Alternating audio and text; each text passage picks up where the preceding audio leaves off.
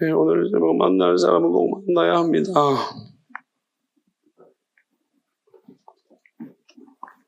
이걸 보면 바이카햄 원형이 라카 회사는 굉장히 많이 나오는데 뭐 여러 가지 것이 있지만 가지고 가다 여기서 그러면 뭐 물건이 아니고 사람이겠죠. 사람. 그래서 바브는 그리고라는 접속사고요. 햄 그들. 그래서 그들을 이제 가지고 간다는 의미는 막 깨워서 이제 이렇게 야곱의 의도하에서 이제 이끌어가는 거죠. 그 한 사람 한 사람의 의견보다는 야곱이 판단하고 이제 이런 자기 남은 가족들을 이제 어떻게 보면 반강제 그렇게 막 이제 옮기려고 하는 상황입니다. 바이 야비렘 아바르가 가로지르다. 이것은 이제 먼저 가게 만드는 거예요. 먼저 가로지르게. 이제 가족들 먼저 자기 앞서 그리고 사실은 가로지른다는 의미 속에는 이제 뭐 시내 같은 강이지만 야복강이 앞에 강을 막고 있어서 이 강을 이제 건너간다, 가로지른다 그런 의미도 포함되어져 있습니다. 한 나할이 시내 강이죠.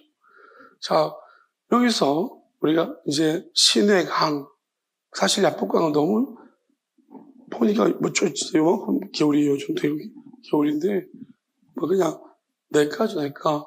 근데 이 요단강도 그렇게 막 큰 강이 이제 비가 많이 올 때는 좀 어느 정도 물론 상류하류도 조금 차이겠지만요. 실질적으로 보면 그닥 그렇게 이게 수영할 것도 없습니다. 몇 번만 이렇게 하면 지나갈 정도 그 정도 그리 같고요. 그래서 그렇게 큰 뭐 강들이 그쪽 이스라엘 지역에 그렇게 많아 보이지 않습니다. 어쨌든 강이 조만한데 자 어쨌든 요 야복강은 더욱더 작습니다. 그래서 근데 이제 성경에서 말하고 있는 강을 건넌다. 이 의미는 조금 우리가 염두에 두고 봐야 됩니다.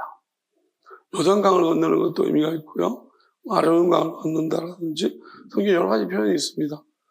뭐 샘이 솟는다 강을 여기 보면 여기 강 신의 이 표현이 이제 어떤 곳에서는 이제 뭐 샘 솟는 물이 골짜기 할 때 골짜기가 또 이게 이제 나하리로 쓰거든요. 그래서 이제 여러 가지 부분 속에서 이 의미를 하나님은 굉장히 많이 두고 있습니다. 이 강 건넌다는 것에 우리 영화도 있는데 니마 그 강을 건너지 마오 라는 영화도 있지만 강 건너면은 우리 앞으로 영원히 빠이빠이다 아마 이런 의미로 니마 그 강을 건너지 말라고 하는 것이 아닌가 싶습니다. 우리가 요단강 건넌다 그러면 이제 죽음으로 이별을 예고하는 그런 메시지이기도 한데요. 어쨌든 간에 이게 확실히 이 강을 건넌다는 것은 여러 가지 의미가 있습니다. 우리가 이제 역사 속에서도 강을 건넌다 할 때 그 말의 기원은 시저죠, 시저. 헤사르가 이제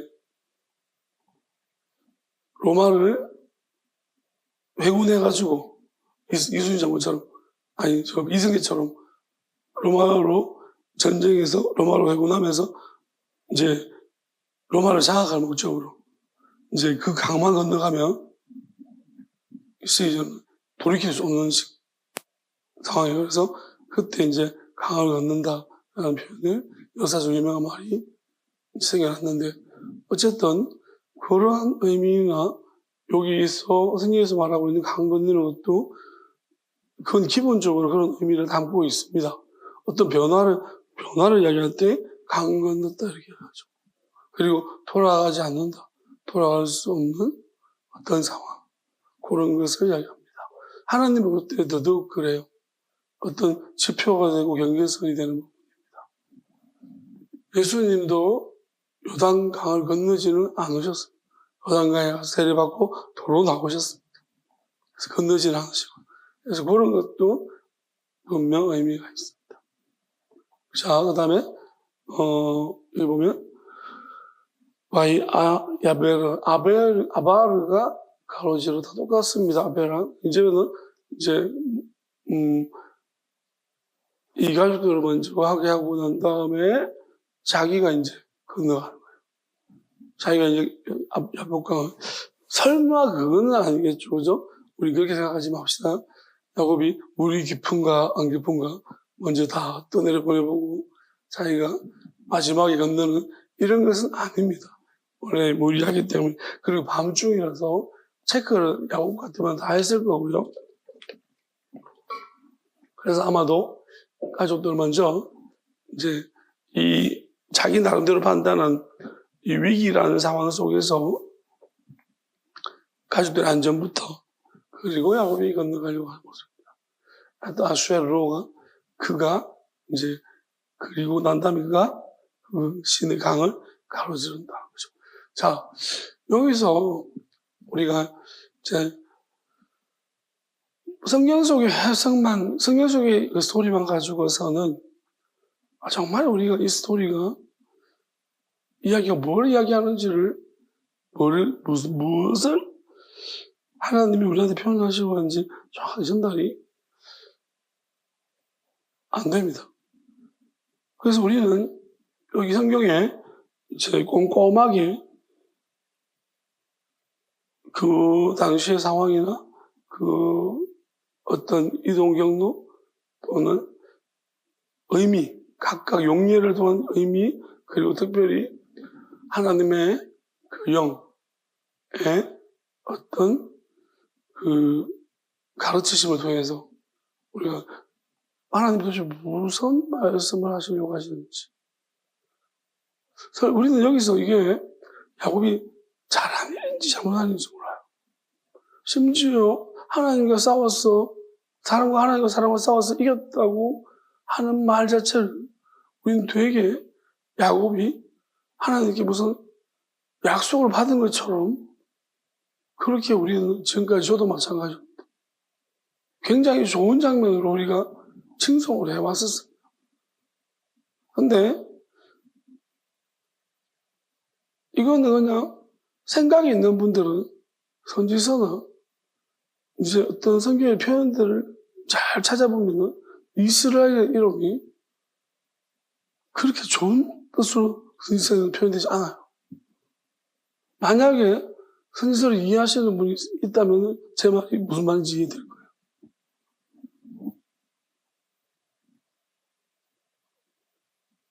어쩌면 지금 이 시대의 이스라엘이라는 나라가 어떤 행동을 취하고 있고 어떤 일을 하고 있는 걸 보면 저 이스라엘 이름이 정말로 좋은 이름이었다면 저렇게 아니라는 거예요. 지금 어쩌면 이스라엘은 진짜 하나님하고 싸우고 있는 거 맞아요. 지금 이 국가로 볼 때 이스라엘 저 국가도 하나님의 뜻을 거스르고 있는 것이 맞습니다. 왜냐하면 유대교가 지금 이 메시아를 보내주었음에도 아직도 2000년이 지났음에도 메시아를 인정하지 않습니다. 심지어 유대인들하고 인터뷰를 하면 유대인들은 이사야 53장이 없는 줄 알아요. 찢어버렸어요. 유대인들이 53장을 이렇게 돌리면 처음 성경에 이런 게 있냐고 그렇게 말해요. 53장을 못 읽게 만들어. 메시아의 순환. 이사야 예언의 말씀. 왜냐하면 그 부분이 이제 어떻게 보면 고난받는 예수님의 모습을 이야기하기 때문에 딱 찢어가지고 그거만 없대요. 53장을 안 읽혀주는 거예요. 그러니까 이런 게 성경에 있었냐고 오히려 반문한다고 합니다. 그럴 정도로 유대인들은 철저하게 예수님을 감추기 바쁘고. 왜냐하면 예수님은 정말 자기들에게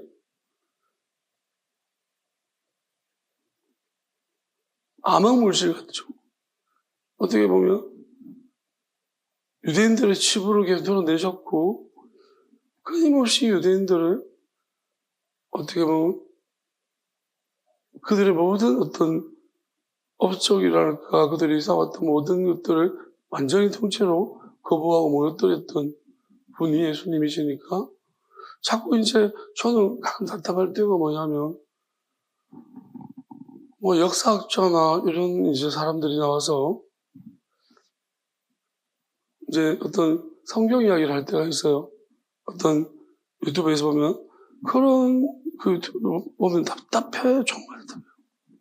그 사람들이 역사를 공부한 것이 성경을 공부한 사람들이 아니에요.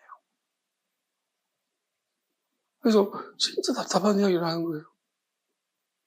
그래서 자기들은 자료나 여러 가지 자료들을 통해서 그냥 큰 계략적인 상황으로서, 흐름으로서 이야기하는 거예요. 유대교와 기독교가 같은 이제 선상으로 자꾸 이야기하는 거예요. 그리고 그 차이를 크게 두지 않습니다. 같은 비슷한 형제가 아닌가 이렇게 이야기를 하는 걸 보면 정말 답답하다는 생각이.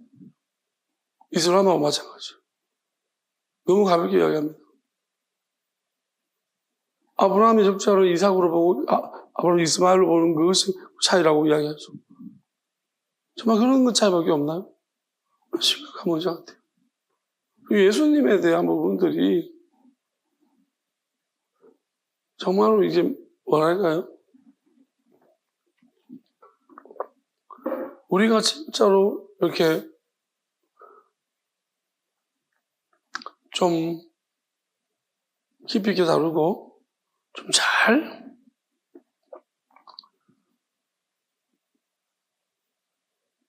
이게 숨기지 말고 적나라하게 이야기해야 될 부분들은 다른 사람들이 이렇게 말하면 안 받아들일 거라는 전제하에서 설득을 시키려고 하는 거예요. 저는 여기서 큰 문제가 일어났다고 봅니다. 왜? 설득을 시키려고 하니 이런 이상한 이야기를 예수님이 성령으로 잉태했다든지 납득되지 않는 이야기들을 안 하려고 하는 거예요. 그냥 예수님이 좋은 분이라는 식으로 자꾸 나중에 어떻게 하려고. 내 친구가 예를 들어서 강도의 살인자예요. 근데 친구한테 이제 다른 사람을 관계를 좋게 해주려고 좋은 사람이라고 이야기했다. 나중에 어떻게 하려고? 어떻게 책임지려고 그런 식으로 접근하는지 모르겠어요. 예수님은요, 자기 일은 자기가 알아서 하세요. 우리가 뭐 도와줄 게 아니에요. 아니, 제 아들이 예수님 도와줬습니까? 뭐를 도와줬습니까? 자기 앞가림도 못하는데. 우리도 좀 마찬가지 아니에요? 우리가 제자보다 낫습니까? 지 앞가림도 못하면서 우리가 뭐 예수님을 자꾸 도와주려고 그래요. 감추어주고 막 숨겨주고. 여기가 여리고성입니까? 진짜 황당해요. 우리 그 마음은 알겠지만 그런 접근 방식과 그런 우리의 어떤 자신의 없음, 뭐랄까요? 엄밀하게 말하면 자기부터 돌아봐요. 자기 믿는 거 맞아요? 그게 자랑스러워야 되는 거예요. 아이 같으면요, 아이가 만약에 이 부분을 제대로 믿으면 이렇게 될 거예요. 성령으로 잉태된다고요? 그럼 우리하고 다른 거네. 우와, 놀랍다. 예수님 놀라워요. 그럼 다 이야기했을 거예요. 자기가 어떻게 될지 모르고, 사람들이 자기를 어떻게 생각할지 모르고, 성령으로 예수님 잉태했대요. 그래서 온데 다 이야기했을 거예요. 그렇지 않습니까? 우리는 뭐예요? 이렇게 말하면 나 완전히 바보 될 거야. 이렇게 말하면 저 사람도 이제 내가 믿는 것을 완전히 안 받아들일 거야. 라는 생각 가지고서 우리가 미리 그냥 이야기 안 해버리고, 이야기할 타이밍을 잡고 있다가 죽을 때까지 그 타이밍을 놓쳐버려요. 언제는 이걸 성령으로 이야기해야 되는데, 그 사람 말하려고 하는데, 아직도 못 받을 것 같은데, 이러다가 타이밍을 놓쳐가지고 그 사람이 죽어버려요. 막 결국은 말 못하잖아. 자기가 못 믿는 거 아닌가? 자꾸 있잖아요. 배려한다고 이야기해요. 누구를? 누가 누구를? 자기를 배려하는 거 아닌가? 왜? 내가 이상한 사람 될까봐 겁나는 거 아니에요? 나도 같이 동ling 탄생으로 몰고 갈까봐. 홀로 자식으로 몰고 갈까봐. 그냥 그게 겁나는 거 아닙니까? 저는 지금 이상한 것을 믿고 있는 사람으로 낙인 찍힐까봐 그 사람이 안 받으릴까봐가 아니라 그게 겁나는 거 아니에요. 예수님이 그렇게 말했습니다. 누구든지 나를 시인하면 시인은 가장 어려운 부분을 시인해야 됩니다. 너 왜 나를 성령으로 잉태했다는 것을 말을 안 하냐?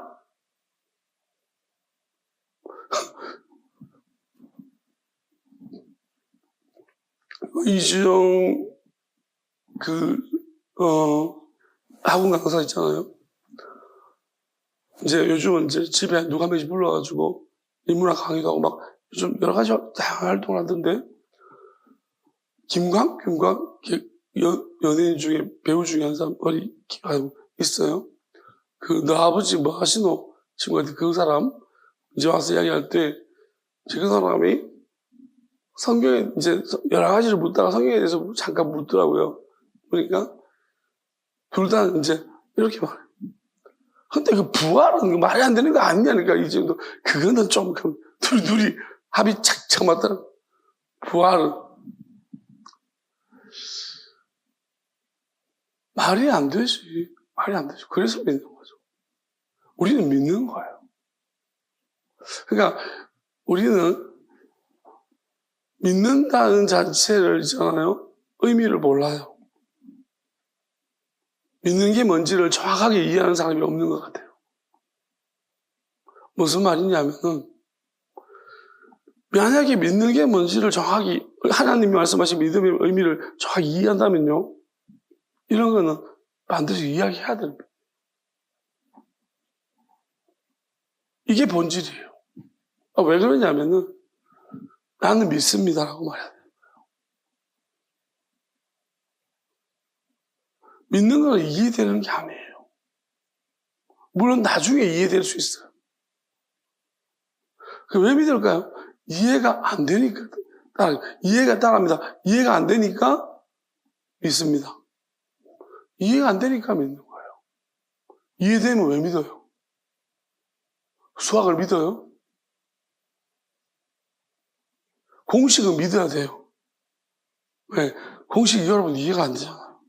공식이 어떻게 만들어졌는지. 그래서 여러분 공식을 확실히 믿고 적용을 시켜야 돼요. 그걸 못 믿으면 적용이 안 되는 거예요. 공식에. 우리가 성경 속에 나와 있는 우리가 이해가 이성적으로 도저히 받아들일 수 없는 많은 일들이 있는데 이러한 것들이 어떻게 보면 우리의 이해를 자꾸 끊어버립니다. 이해가 되다가 끊기고. 그러면 이 끊어진 부분을 뭘로 이어가냐면 믿음으로 이어가는 거예요. 여기까지 이해가 됐으면 우리가 아주 이해가 안 되는 건 아니잖아요. 이해가 되는 것도 많이 있어요. 그래서 이해가 되는 것들을 이해하다가 이해가 안 되는 부분이 나오면 믿습니다 이렇게 하는 거예요. 그 믿음으로 이어가고 또 나중에 그러면 이 믿음으로 이어졌던 부분들이 결국은 어떻게 우리한테 이해를 돕냐면은 영원한 것을 깨닫게 하는 것으로 이해가 되어지는 거예요. 이 믿어야 되는 부분은 결국 영원함의 다리 역할을 합니다. 그러니까 믿는다는 것은 본질적으로 저는 이렇게 믿습니다. 사람들이 말하는 믿는다는 게 아니고 성경 하나님이 믿으라고 하는 믿음은 우리의 이성적으로 이해가 안 되는 것을 믿는 것입니다. 그건 진짜 어찌 보면 어려운 힘든 일이에요. 그래서 히브리서에 보면 믿음이 없이는 하나님을 기쁘시게 하지 못한다고 했습니다. 우리는 하나님을 기뻐하는 게 참 쉽다 생각하죠. 왜? 나 믿는데 하나님? 하나님은요, 교회를 한 번도 안 나오는 사람들 물어보면 믿는다고 그래요. 부처님도 믿고 알라신도 믿고 닥치는 대로 다 믿는다고. 그것도 믿음이에요? 그런가 아니라고요. 그건 하나님을 기쁘시게 하는 믿음이 아니에요. 하나님 믿는 거 말고 진짜 어려운 게 뭐예요? 이런 부분들이 이해가 안 돼요. 성경에서 하나님 말씀 속에서 정말 이해 안 되는 이 부분을 내가 믿는 것이 어려운 것입니다. 그리고 믿었다면은, 와, 이게 믿어졌다. 아, 이게 믿어진다. 모태신앙은 그래도 참, 다른, 이제, 나중에 믿은 사람보다 신앙이 못하긴 한데, 유일한 장점이 하나 있다면, 이것이 자연적으로 믿어집니다. 어릴 때부터 그냥 주입식으로 외워가지고, 어릴 때는 너무 좋아요. 아버지 안 믿으면 안 되니까 믿어야 돼 무조건. 그러니까 받아들여버린 거예요. 그래서 그게 왜 이상하지? 성령님 부하 그럴 수 있지. 저 모태신앙 이런 것들은 굉장히 저는 모태신앙이라서 이런 부분이 저도 이게 여기서 그냥 믿는다는 게 그게 근데 문제는 이제 모태신앙들이 이거는 믿어지는 건 너무 쉽게 어릴 때부터 자연스럽게 받아들여졌는데 문제는 뭐냐면 이 의미를 잘 몰라요. 여기에 그 문제점이 있는 것 같습니다. 그래서 우리가 사실은 저는 이 믿음이라는 것을 본질적인 믿는다는 것의 개념 이것을 너무 가볍게 여기지 않았는가 생각합니다. 이거 굉장히 중요한 문제입니다. 지금 와서 믿는 것은. 그리고 뭘 믿는가도 굉장히 중요합니다.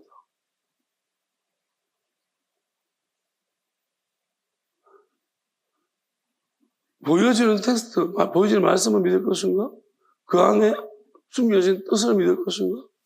아니면 영을 믿을 것인가? 하나님의 영이 나에게 말씀하시는 성령이 내게 알게 하시고 인도하시는 그 음성, 그 이끄심을 믿을 것인가? 아니면 나를 가르치는 사람 안에 있는 영을 믿을 것인가? 믿음의 어떤 대상은 굉장히 많고 어렵습니다.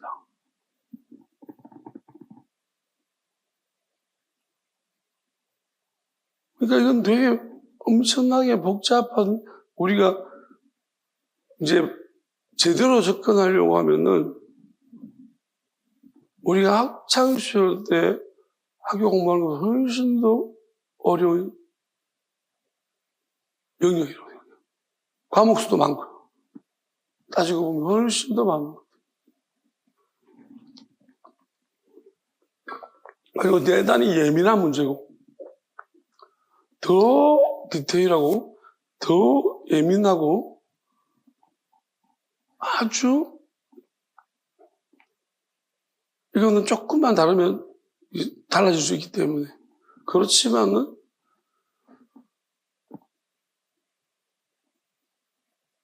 또 하나 되는 접점은 또 의외로 뭐 표현하기 그렇지만 쉽게 풀릴 때도 있고 그러니까 참 이게 예상을 하면 안 되는 영역이에요. 사람이 우리가 발전이라는 것은 예상하는 거예요. 예상해서 발전하는 거예요. 시험도 예상해서 맞추는 거예요.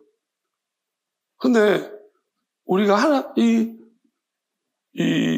신앙 영역은 예상하면 안 돼요. 예상하는 것이 죄예요. 다만 예언은 돼요. 예상은 안 돼요. 무슨 말이냐면 하나님께서 이럴 거라고 말씀하시면 그것은 다 되는데 내가 이럴 거라고 생각하는 것은 무조건 죄악입니다. 이거를 이해를 못하면요, 선악과 문제를 다시 한번 더 깊이 보셔야 돼요. 제가 계속 이야기합니다.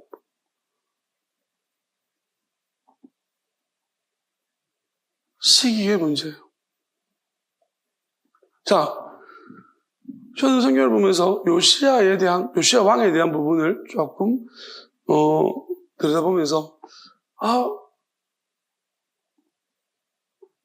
예레미야는 왜 요시야 왕에 대해서 애가를 지어서 불렀을까? 그 요시야 왕이 개인적으로 말씀을 읽다 보니 좀 마음이 아프다, 안타깝다는 생각이 들어요. 굉장히 참 좋은 왕인데. 근데 요시야에 어떤 점이 문제가 있냐면, 요시야 왕은 나름대로 이제 하나님의 뜻을 따라서 개혁을 하고 어떻게 보면 기쁘시게 하는 일을 감당했습니다. 보여지는 능력 속에서. 자기가 아는 능력 속에서는 정말로 하나님을 사랑해서 또 자기가 할 수 있는 역량 안에서 개혁을 했어. 고치고 막 없애고 이런 걸 하나님 기뻐하시는 대로 행했습니다. 하나님도 굉장히 기뻐한다고 했습니다. 그런데 어디서 요시야가 왜 전사를 하냐면 어디서 요시야의 잘못이 나왔냐, 그 전사하는 장면인데요. 그 전쟁에 요시야가 그 판단이 잘못된 건데 이건 누가 봐도 요시야의 판단이 잘못됐다고 말하지 않을 거예요. 그리고 성경학자도 분명히 이거는 요시야가 잘못된 거 아니라고 말할 수 있다라고 저는 생각해요. 근데 저는 이게 요시야의 판단에 잘못된 예측이 잘못된 거예요. 그러니까 저는 말하잖아요. 하나님께 물어보고 하나님 말씀 아니면 선자한테 물어봤든지 예레미야한테 물어보든지 물어보고 난 다음에 말을 들었으면 되는데 요시야가 그냥 이거는 일상적인 상황이면 요시야의 판단이 맞아요. 그런데 좀 특수한 경우가 있는 거예요. 뭐냐면 그 바벨론이 쳐들어왔습니다.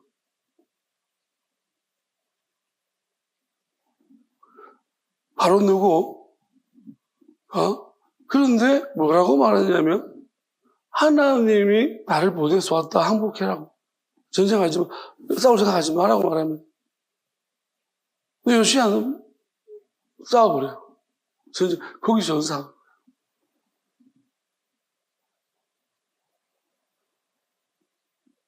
이게 왜 잘못됐냐면 우리는 이렇게 생각하죠. 이방의 왕이 무슨 하나님이 있어? 예레미야는 이스라엘의 멸망을 예고했습니다.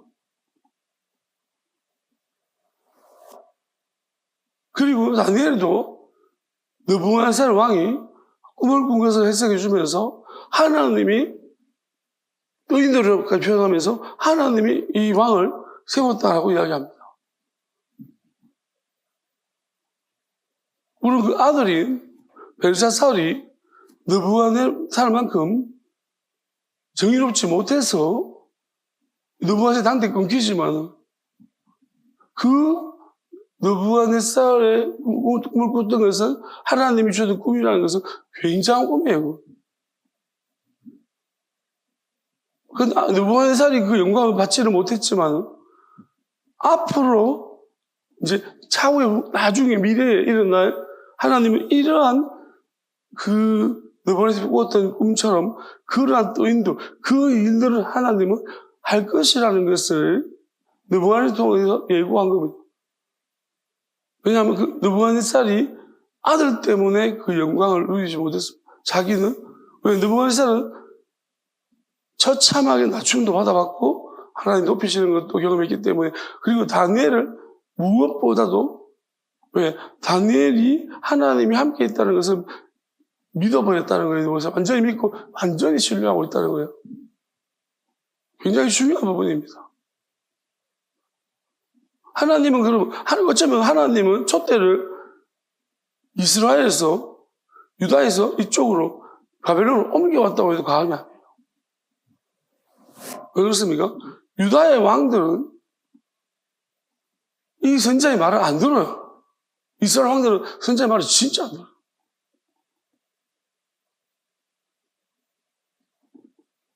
그런데 오히려 이방의 왕들은 다니엘의 말을 들어요. 하나님의 어떤 뜻을 이야기할 때 그 왕들은 듣고 따른다는 거예요. 자, 이스라엘 왕이냐 이방의 왕이냐 무슨 차이가 있습니까? 더 나쁜 거예요. 오히려 이스라엘 왕들은 아합 같은 경우 엘리야가 지독박실이 말을 안 들으면 오히려 미가야가 말하면 때리고. 그런데 오히려 이방의 왕들은, 어떤 왕들은 하나님의 어떤 선지자의 메시지를 잘 들어요. 순종해요. 하나님 입장에서 봅니다. 완전히 다 백지장 놔두고 누가 더 하나님이 보실 때 나을까요? 우리는 자꾸 이방인이냐 아니냐, 이방인과 아닌 게 무슨 차이가 있습니까? 이방인이 믿어버리면 그만 하나님 백성 되는 것인데 차이가 없습니다. 자꾸 연식 구력 따지지만 하나님 그렇게 안 봅니다. 연식이 많다는 것은요, 심판이 훨씬 더 무섭다는 것을 인지하라는 거예요. 너는 그렇게 오랫동안 내 안에 있었으면서 나를 그리 모르냐? 오히려 하나님의 책망만 더 심할 수 있습니다. 연식이 많은 것이 복이 되려면 그만큼 그 안에서 하나님을 사랑하고 열심히 찾았어요. 늦었으면 늦은 대로 회개하고 그때부터라도 열심히 또 그 순간이 중요한 거예요. 늦었다. 나는 이제 그만 안 한다. 포기. 이게 하나님 기뻐하는 거겠습니까? 이스라엘 왕들 보면은 그나마 늦게라도 성전보호사다 율법책을 발견하고 가슴을 찢으면서 회개하고 그런 사람들 하나님 기뻐하셨어요. 그나마 은혜를 주셨습니다. 그런데 그냥 나 이스라엘 왕인데, 유다 왕인데 그러면서 진짜 하나님하고 전혀 동떨어진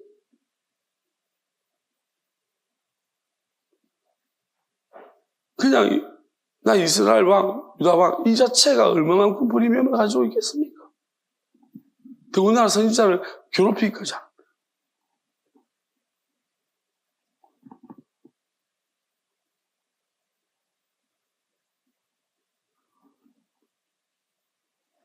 어떤 경우는요, 항복하는 게 맞아요. 우리는 목숨 걸고 싸워야지 뭔 소리고. 하나님의 뜻이 어디 있는지는 우리가 상황 가지고 판단 못 합니다. 하박국이 뭐라고 했습니까? 하나님, 질문이 있습니다. 이해가 안 됩니다. 왜 하나님은 저렇게 악한 우리 이스라엘에서 놔둡니까? 하나님이 나는 계획이 있다. 바벨론 들어서 칠 거다. 그렇군요. 알겠습니다. 좀 이따가 하나님 의문이 있습니다. 왜 이스라엘보다 바벨론이 약한데 쟤들어도 칩니까? 나는 바벨론도 심판할 거다. 알겠습니다. 그거잖아요. 우리는 하나님이 무슨 계획을 어떻게 세우고 있는지 아무도 몰라요. 항상 나를 향한 선한 계획. 그거는 네가 선한 길을 갈 때지. 항상 그랬으면 좋겠죠. 변함 없이 너는 변하잖아. 너는 맨날 변하면서 변함없는 여러분 아이스크림부터 잘 먹으면서 맨날 하나님은 변함없는 사랑 그러고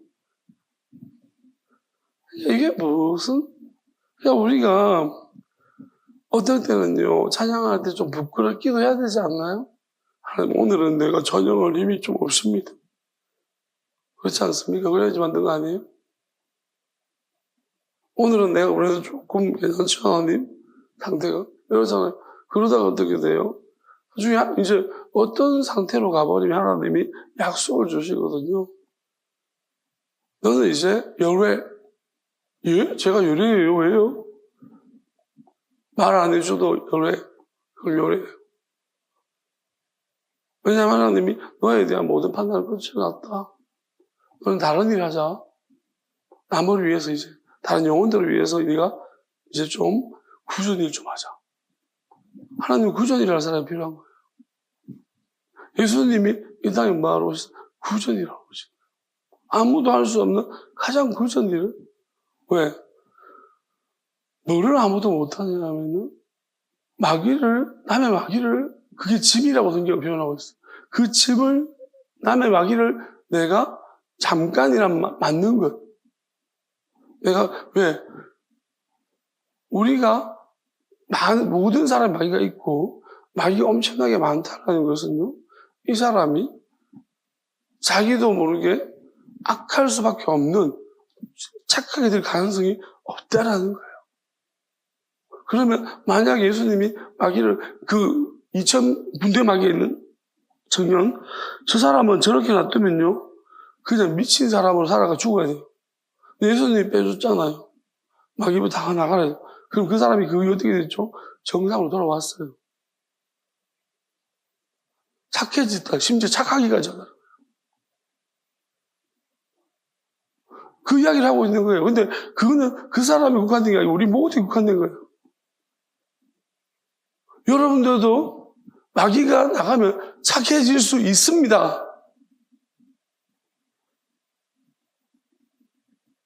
어느 만큼 나가는가에 따라서. 그러니까 이 이야기를 하는 건데 자꾸 있잖아요. 나는 마귀 없다고. 어떻게 성령인데 마귀가 있냐고. 성령인데 왜 그 모양이냐고. 그거부터 답해보라고. 내가 보니까 너는 마귀가 있는 게 분명하다. 왜? 성령보다는 마귀 쪽이 가깝다. 행동이나 말을 보면. 자기는 절대 자기를 안 보니까 그거를 안 봐요. 자기를 모르잖아. 그러니까 그런 갈등과 고민이 있다면 분명히 인정할 수밖에 없어요. 내 안에 참 마귀도 보통 마귀가 있는 게 아니다. 내 마음대로 안 되는 거야. 자, 위선과 가식하는 마귀는 최고입니다. 아시겠어요? 나는 철저하게 위선쟁이야. 진짜 저는 이런 분들은요 작정해서 금식하면서 기도하십시오. 진짜 살려달라고 하세요. 자기가 조금 위선적이라고 생각하시면 진짜로 하나님의 말씀, 예수님 말씀하신 거 봐도 그런 가식적인 마귀는요 이거는 그냥 무조건 하고 말 듣고 회개하세요. 금식하면서 회개하셔야 돼요. 철저하게. 왜요? 진짜 어려워요. 가식이라는 자체가 나를 돌아보기 어려운 구조예요. 위선과 가식. 심지어 칭찬까지 받으니까 주변에 좀 괜찮은 사람으로 자꾸 인정받고 있다는 거예요. 이건 치명적입니다. 이건 진짜 회개하기 어렵습니다. 주변 사람한테 욕 많이 먹고 있습니까? 한번 생각하십시오. 천국이 가까웠습니다. 왜요? 회개하기 너무 좋은 시절입니다.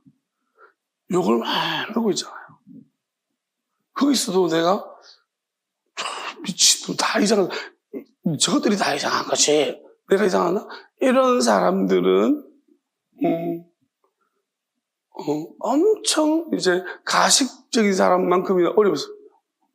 모든 사람 책임을 전가하는 것도 진짜 골 때릴 만한 거예요.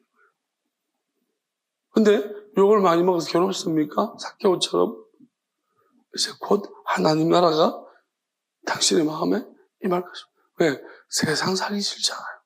그 심령이 가난한 겁니다. 내가 잘했건 잘못했건 진짜 너무 힘들다는 거예요. 그러면 이제 예수님 만날 딱 좋은 시간, 회개만 하시면 됩니다. 예수님이 그냥 그 회개할 때 문이 열려지고 그냥 기쁘게 걸어 들어오십니다, 여러분. 즐겁게. 꼭 저는 회개하시길 바랍니다. 자, 이제 이 야곱에 대한 부분으로 들어가서 큰 구도로 저는 이렇게 생각해 보고 싶습니다. 야곱은 에서를 굳이 만나야 하나 안 만나고 싶었던 것 같고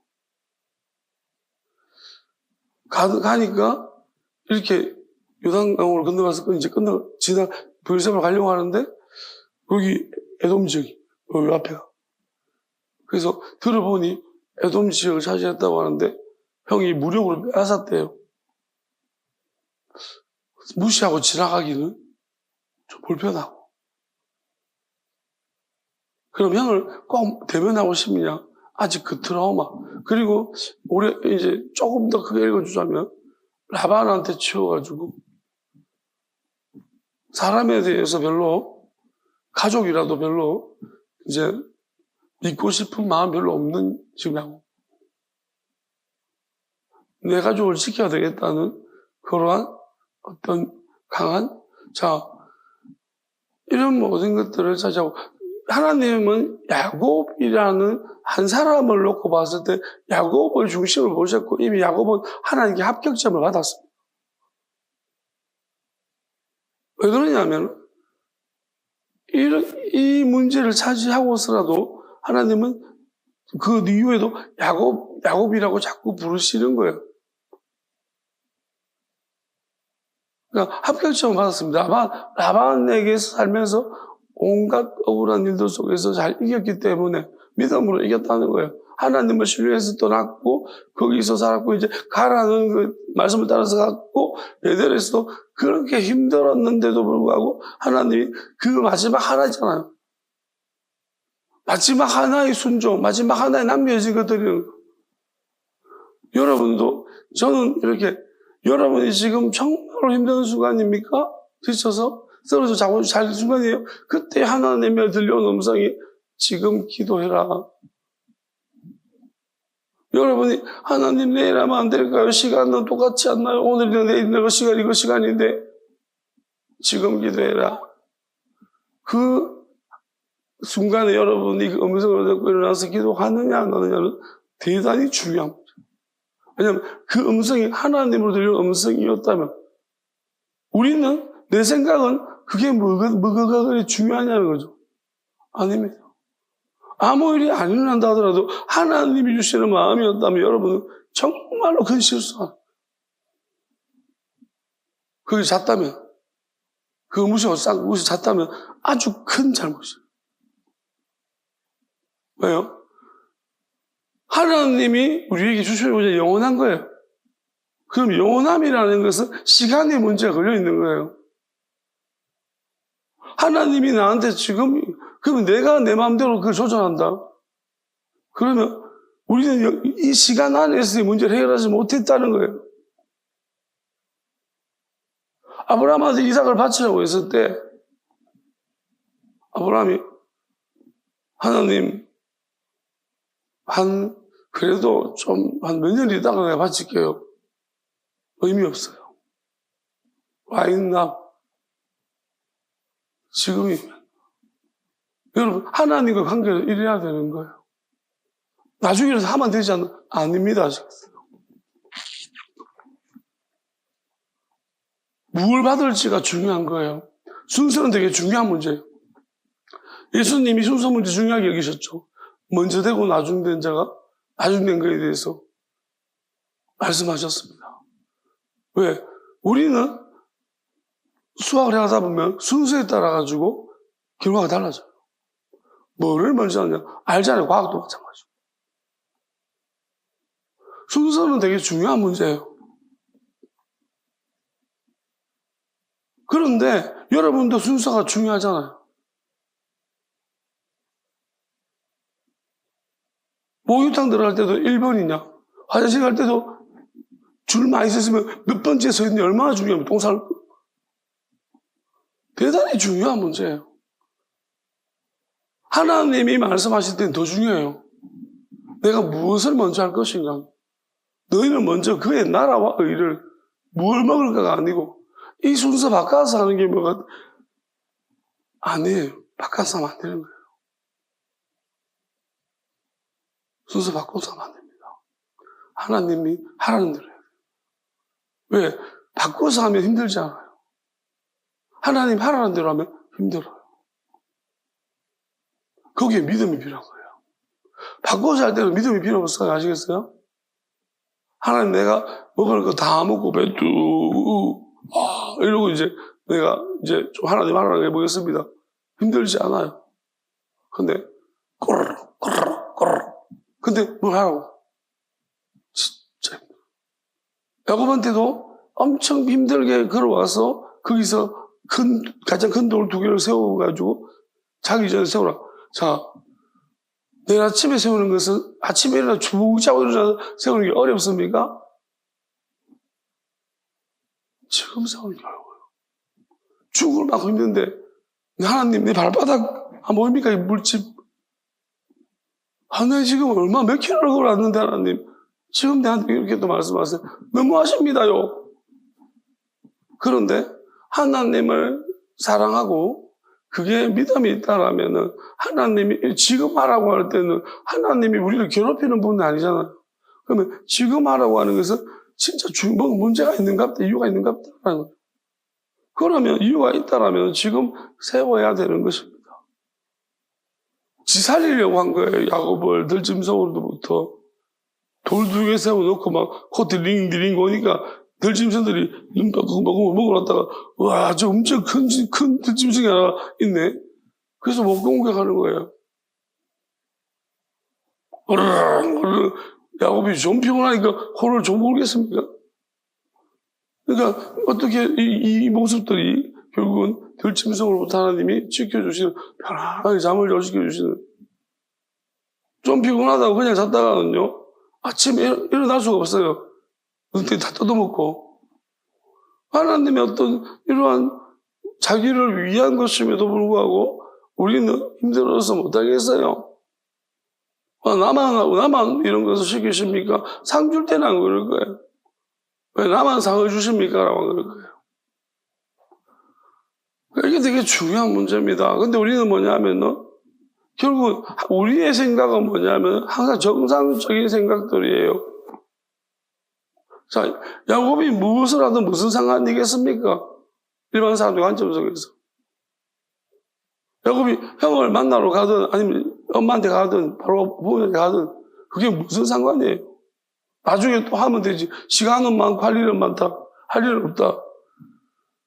시간이 많잖아요. 언제든지 만나면 되는 문제고. 우리는 그래서 가장 편한 시간에 만나는 일반적으로 그렇게 하잖아요. 근데 지금 야곱의 문제는 그런 문제가 아니라는 거예요. 왜?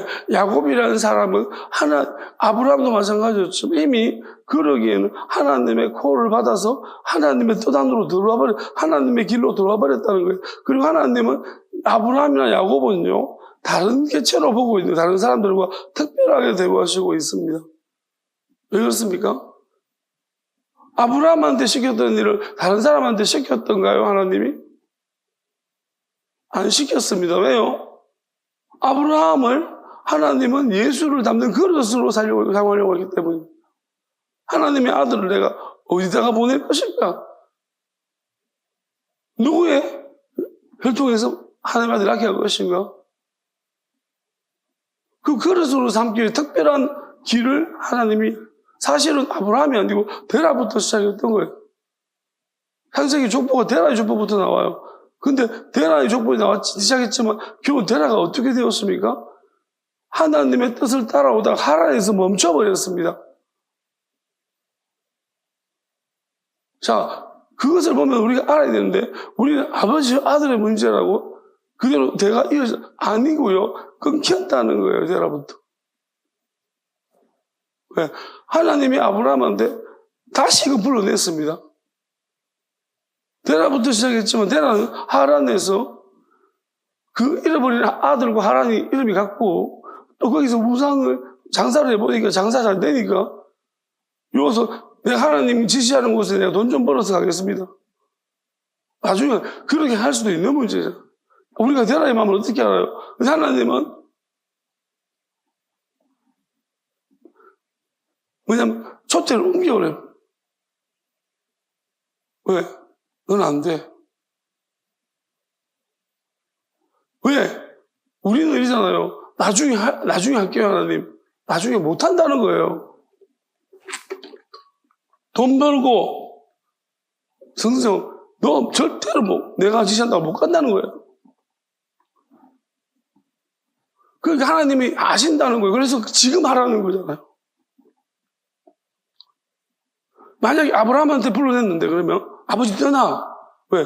너희 아버지한테 있으면 니도 내가 너를 통해 내가 다시금 너를 통해 내가 내 뜻을 이루고 싶은데 네가 너가 아버지한테 붙어 있으면 그 마귀가 영향하면 너는 너하고 똑같이 될 거야. 떠나. 아브라함은 가장 힘든 게 뭐냐? 아버지가 지금 돈도 잘 벌고 내가 여기 있으면 편하거든요. 그건 아브라함에게도 마찬가지예요. 아브라함에게도 큰 시험거리입니다.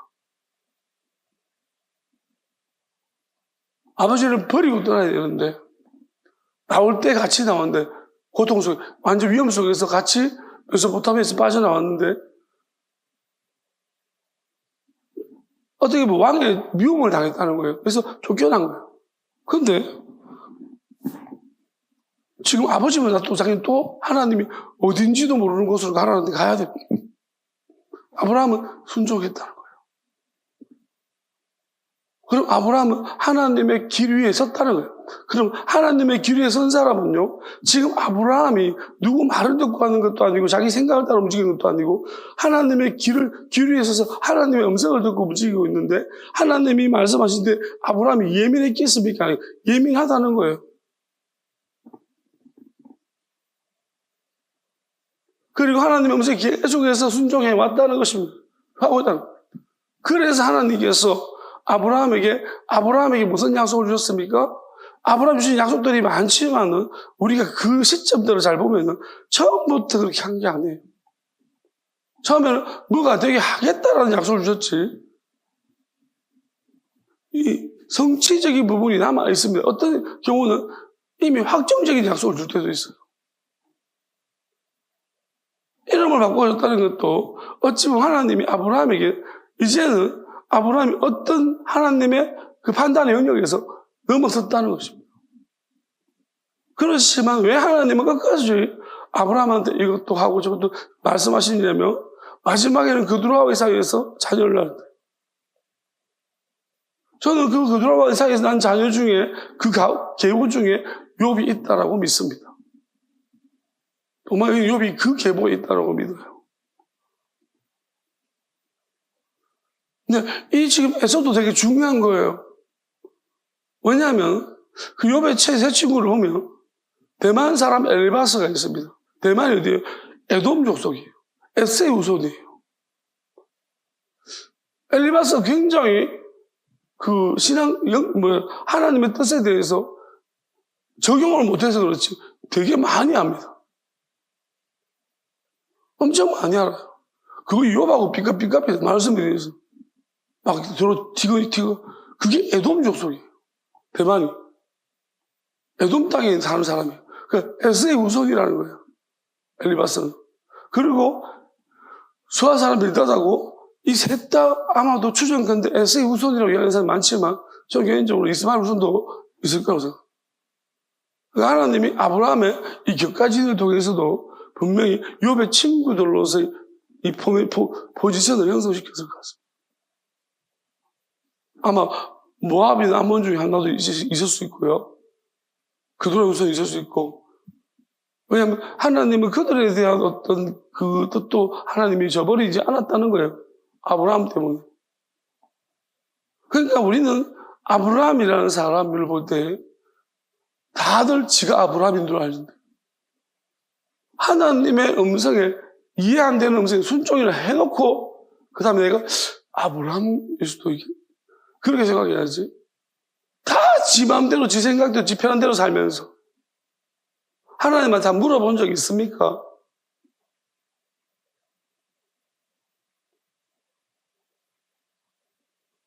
여러분이 뭘 하면서 하나님 이 버스를 탈까요? 저 버스를 탈까요? 혹여나 이런 문제도 안 물어본 적이 있습니까? 안 물어보죠.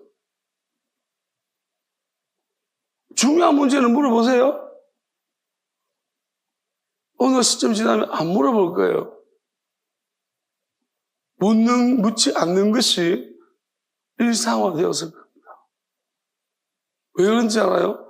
그 앞에 묻지 않아서 그렇고요. 그 앞에 묻지 않아서 그렇고요. 그 앞에 묻지 않아서 그렇고요. 그게 쭉 기억에 남아있어서 계속 안 묻는 거예요. 근데 저 앞으로 가면 언젠가 한 번은 물었던 적이 있었을 거예요. 옛날에는 물었던 적이 있었을 거예요. 왜? 결혼할 때였나? 뭐 취업할 때 그때 한번 물었던 적이 있었을 거예요. 근데 그때 이후로 계속 물었으면요 오늘도 물어요. 근데 그때 한번 묻고 그 다음부터 쭉 안 물어가지고 앞에 보니까 안 물었는 거야 내가. 그리고 이렇게 살고 있는 거야. 또 안 묻잖아요. 안 물으면 하나님 바로 그냥 다리 한 덩이 부르고 막 발 부르고 막 이래야 되는데. 그렇죠? 한 번 안 물을 때마다 이렇게 탁탁 물어주고 그래야지 우리가 다음부터 물어야지. 이럴 건데 하나님이 가만히 계시니까요. 안 물어도 되는 우리는 정황으로 판단해요. 이 약 빠진 마귀놈이 왜? 괜찮은 것 같은데. 선악과 먹고 하와가 뭐 지금 내 상태가 좀 죽을 거 보잖아요.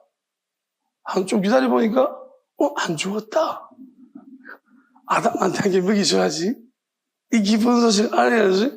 아담 너 안 죽는다 생각하고 초인인가 봐요.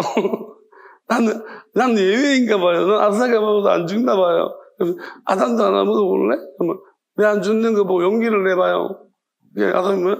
용기 내서 먹었는데 나도 살았는데 안 죽었는데 이야 이게 뭘까? 안 죽네. 죽어버렸어야 되는데 하나님 왜 안 죽였을까요? 둘이밖에 없는데 그러면 하나님이 왜 안 죽였어요? 둘밖에 없는데 그러면 죽여버리면 어떡합니까? 그러잖아요. 그래서 살려준 건데 우리는 뭐예요? 그냥 하나님 뜻을 어겨도 안 죽네.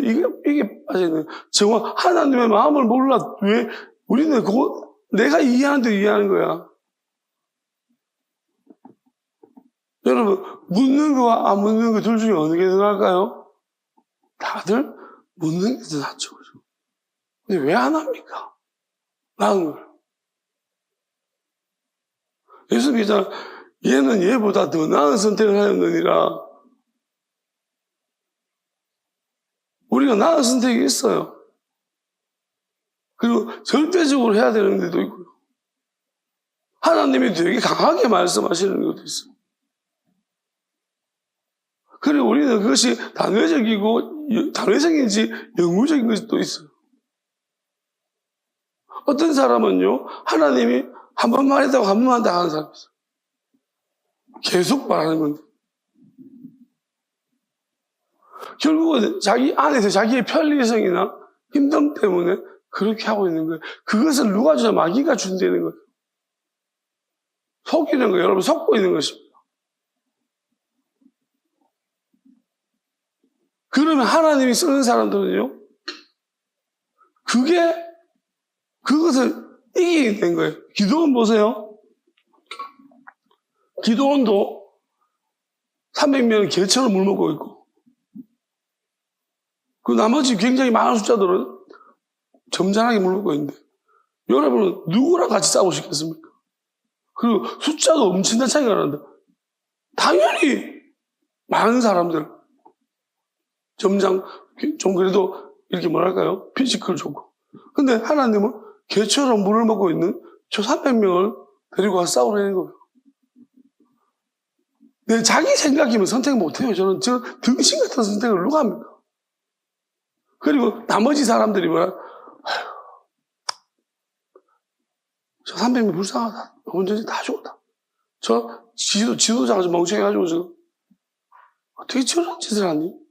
한 명이라도 더 부족한데 어떻게 저런 다 돌려보내고 우리를 나같이 이런 용사를 돌려보내고 말이야 저 개처럼 물먹는 저런 애들 데리고 가서 싸우겠다고.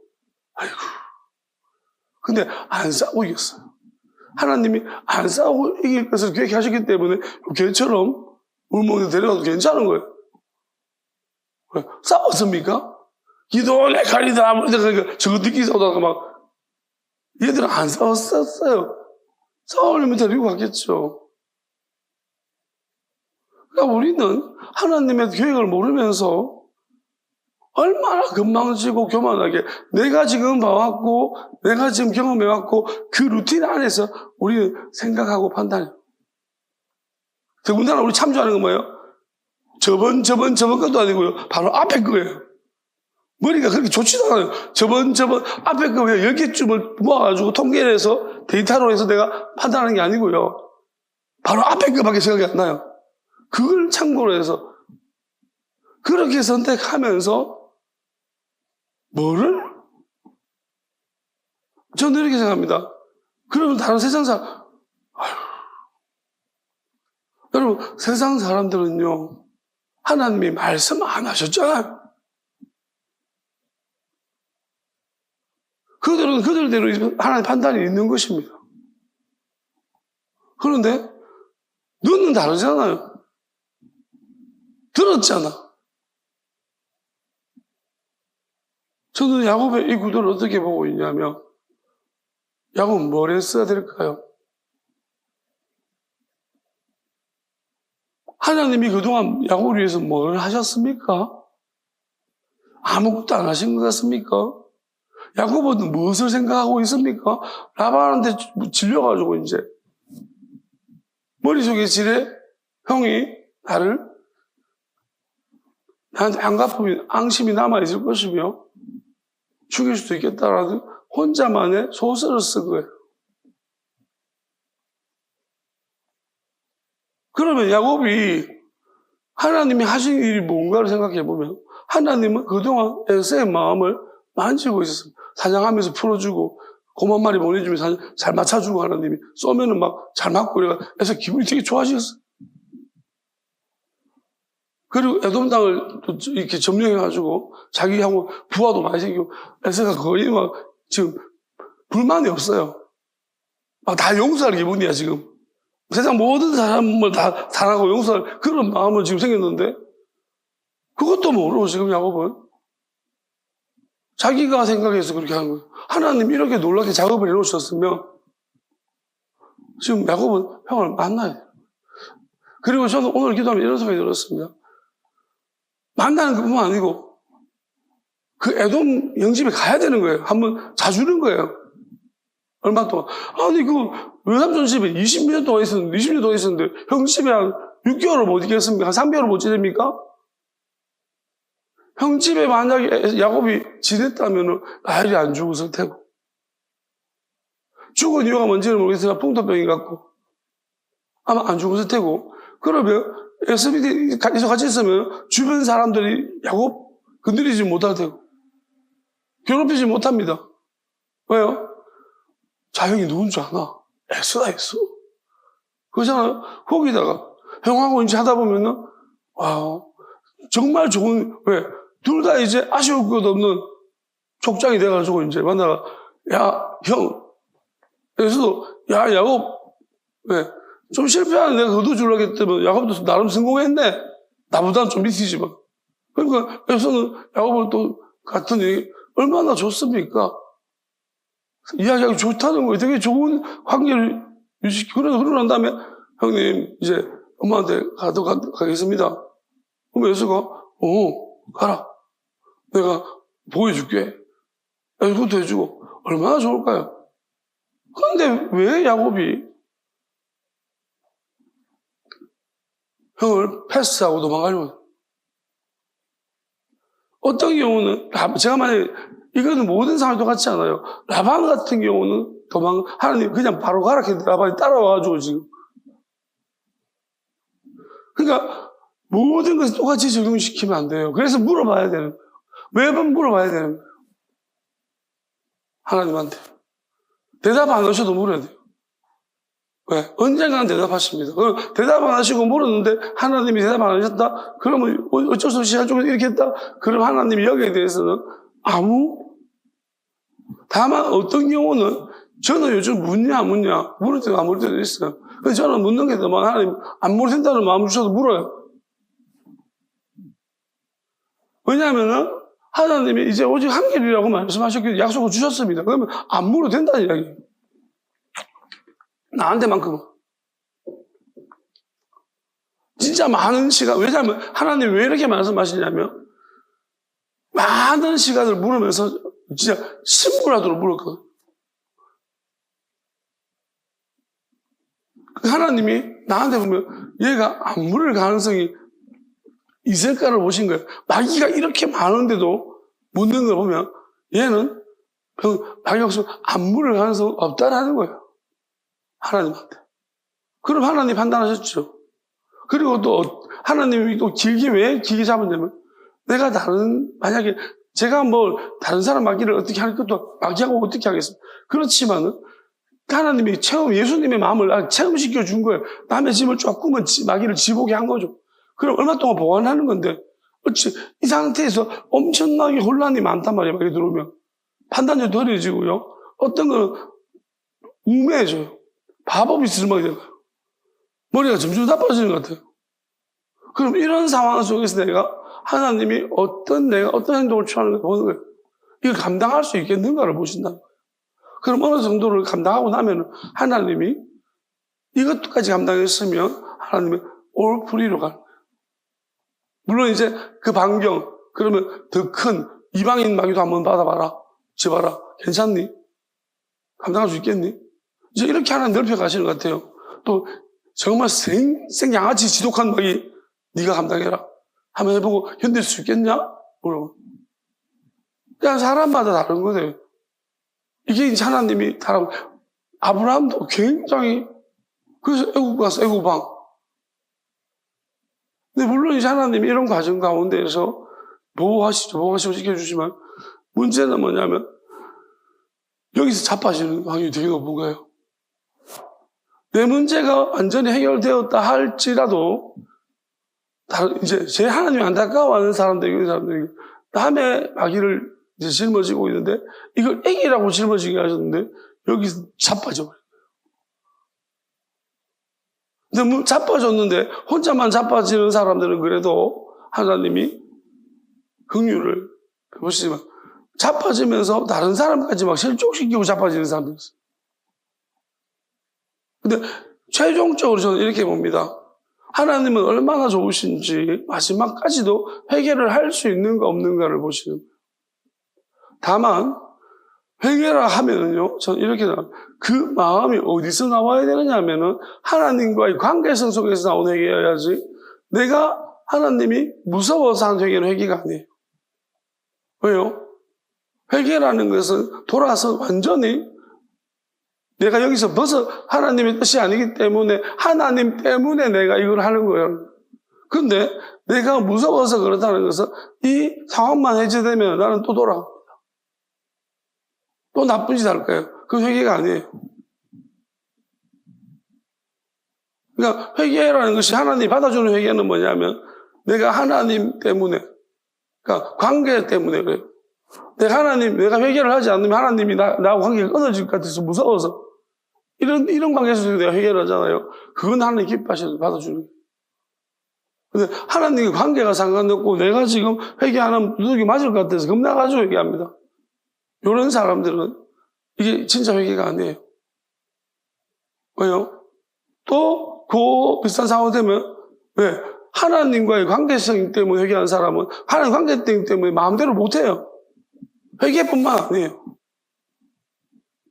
안 묻는 것도 어려워요.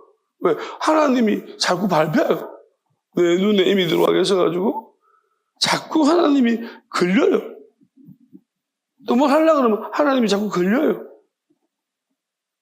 이게 관계 때문에 일어나는 일이에요. 그럼 하나님과 나와 아주 깊은 관계가 형성돼 버렸다는 거예요. 이게 언약이고 보이지 않는 건입니다. 그런데 어떤 사람들은요, 교회 다니면서 냉큼 버리고 떠나갑니다. 왜 그럴까요? 그 사람은 하나님과의 관계성이 형성된 게 아니에요. 그래서 모든 지혜식의 근본과 지혜의 근본은 하나님을 경외하는 거다. 경외는 사랑하고 두려워하는 거예요. 그게 관계가 형성돼야 되는 거예요. 그러면 하나님을 진짜 많이 아는 사람은 어떻게 되는지 압니까? 저는 오늘 제가 어저께인가 제가 좀 기특한 하나님한테 오래간만에 하나님 굉장히 기특해 할 만한 그 말씀을 제가 부끄러움도 많고 그래서 잘 못하는데 제가 생각해도 참 기특할 만한 하나님한테 그런 말씀 내 마음을 한번 표현해 보았습니다. 그게 뭐냐면 그렇게 갑자기 이런 생각이 드는 거예요. 자기 전에 누워서 하나님 나는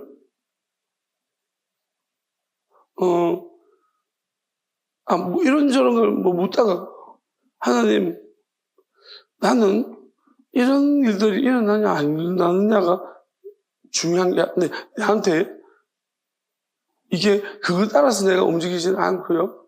나는 하나님 자체가 너무 좋아요. 사랑해요. 하나님 자체를 너무 본질이 너무 좋아요. 사랑해요. 라고 아주 좀 기특한 소리를 한번 진짜 오래간만에 제가 이런 하나님한테 이제 고백 같은 거 잘 안 하는데 이상하게 잘 못하겠는데 어제는 좀 저절로 나오기도 하고 나는 하나님 자체가 너무 사랑 좋아요. 너무 재밌고 좋아요. 하나님. 그러니까 하나님이 너무 좋아요. 그냥 근데 그렇지만은 하나님이 뭘 하시고자 하는 내가 여기만 있는 게 아니고 하나님 뭘 하시고자 하는 거기 관심도 많아요. 하나님이 하시고자 하는데 전적으로 난 동의하고요. 여기 하나님 하시는 일에 내가 엄청 관심도 많습니다. 그렇게 이야기를 했는데 되게 좋아하시는 것 같아요. 그래서 어쨌든 저도 이렇게 생각해요. 많은 사람들이 교회를 다니고 예수를 믿는다고 하죠. 일하고 있는 거 아니에요? 빨리 집에 가고 싶고 예배가 일이잖아요. 관계는 뭐예요? 좀 더 있고 싶은데 여운이 남네. 막 콘서트 가서는 여운이 남잖아요. 그죠? 영화 보면 여운이 남잖아요. 근데 똑같은 예배를 보면은 왜 빨리 집에 가고 싶을까요? 하나님이 없는 거예요. 하나님하고 아무런 관계를 가지지 못하고 하나님의 영도 그렇고 가장 치명적인 예배는요 하나님의 영이 역사하지 않는 예배예요. 그 말씀만 아주 드라이한 말씀만 그게 사막이 광야예요. 물이 없어. 아주 드라이한 말씀만 가지고서 예배를 드리니 숨 막혀. 율법이요. 하나님이 한 번씩 어깨도 주물러 주시고 자지 마라 임마 딱 머리 한번 때려주시고 한 대 맞으면 기분 좋습니다. 잔다고 때렸네요. 얼마나 맞아도 기분 좋아요. 한 대 깨워주신 거예요. 고마워요. 이렇게 하나님 예배 시간마다 간섭 좀 하고 이렇게 말 자꾸 못되게 하래? 한 대 맞고 이렇게 하면요 저절로 하나님 너무 사랑스러워요. 근데 예배 때 뭐예요? 내가 뭘 하든지 간에 계속 찾아오고 막 계속 하나님은 관심이 없어요. 말씀은 무슨 마른 막대기처럼 막 씹어 먹어도 씹히지도 않고. 하나님 관계가 어떻게 생겨요, 여기서? 관계가 생겼는데, 기타 치고 놀다가, 애들하고 같이 놀다가 막, 다거리다가, 크리스마스 때는 막, 으쌰으쌰 하다가 게임하다가, 그런 관계밖에 없지. 거기서 영혼이 남지. 정말 하나님과의 관계에서 예배 속에 영혼이 있어요? 나 가서 좀 더 집에 가서 이거 좀 하나님한테 뭐 좀 물어봐야겠다. 이런 거 있던가요? 언제 맞춰? 참내 진짜. 아직도 안 맞춘. 빨리 맞추면 빨리 맞추노. 아이고. 아브라함이 우리가 그래서 사람이 많아진다는 거와 이 눈에 보여지는 기록화된다는 것이 얼마나 무서운지 압니까? 내가 직접 듣는 게 복음이에요. 혼자 신앙생활하는 게 어쩌면 훨씬 더 하나님의 관계를 깊어져요. 왜 그렇습니까? 누가 자꾸 이야기해 주니까 그러지. 내가 직접 아무도 없고 내가 직접 하나님하고 들어요. 길을 쓰고 지금 들을 거지. 안 그렇습니까? 자꾸 누가 이야기해 주잖아. 가만히 있어도 불러가지고 이야기해 주고 전화로 문자로 이야기해 주고 이야기 못해서 안 달았잖아. 전달해 주고 싶어서 나처럼 불러 앉아가지고 막 계속 설명하고 눈치 보면 모를 것 같으면 계속 또 말해주고 이러잖아요. 안 그래요? 그러니까 아쉬울 게 없지.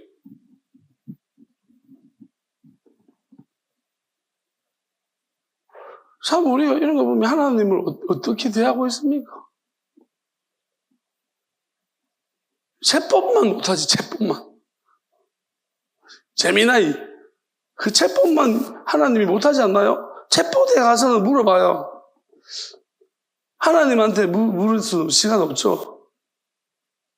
드라마보다 못하지. 드라마. 유튜브 쇼츠보다 못하고. 안 그렇습니까? 맨날 영양가 없는 수다 떠는 그 친구만 못하고. 그러면서 예수님이 친구야, 나는요 친구 대신 노래는 잘 부른다. 예수님이 넌 내 친구 아니야.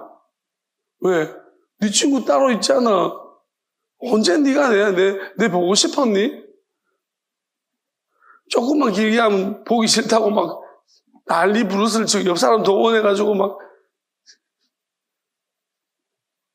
이제 아무 나를 그만 보려고 막 작당을 하고 그러면서 뭐를 나를 자꾸 보고 싶다고 그러니 그거 아닙니까? 저는 야곱이 어렵지만 이게 힘든 거예요. 그렇지만 하나님이 형 만나라고 작업해 놓으셔서 만나야 되는 거예요. 겁내지 말고. 물었었으면 하나님이 야곱한테 말 안 해줬겠습니까? 겁내지 마라. 저 종놈이 잘못 잔다는 거야. 너가요, 네 지금 보고 싶어서. 근데 야곱은 뭐예요? 자기 소유만 잔뜩 주고 왔는데 형이 그 야곱의 소유를 보고 싶은 거예요. 야곱을 보고 싶은 거예요. 동생 보고 싶잖아. 오래간만에 내 동생인데 좀 보고 싶은 거 아닙니까? 그러니까 야곱은 에서를 보고 싶지는 않은 거예요. 그래서 오늘 이 말씀을 보면서 무슨 생각이 들었냐면 하나님이 이렇게 물으시는 것 같더라고요. 앞으로 만약에 누군가 보내주면은 과거의 나의 기억들이 혹시나 판단할 수 있을까? 그게 장애가 될 수 있을까 생각해 보면서 그래야지 그러지 말아야지. 하나님이 이렇게 또 이제 하나님이 무슨 말씀하시는지 알 것 같아요. 하나님 누구를 보내시든 하나님이 보내셨음을 내가 믿고 기쁘게 맞이하겠습니다. 그렇게 제가 이야기했습니다.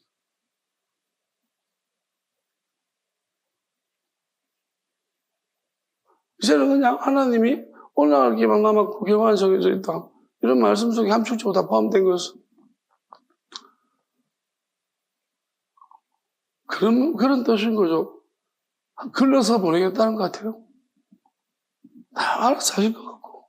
그리고 지금 이제 하나님이 저한테 어떤 훈련을 시키시는 걸 생각을 해보니 아무 영향받지 않는 훈련을 시키시는 것 같아요. 저는 이제 제가 느끼는 건 왜냐하면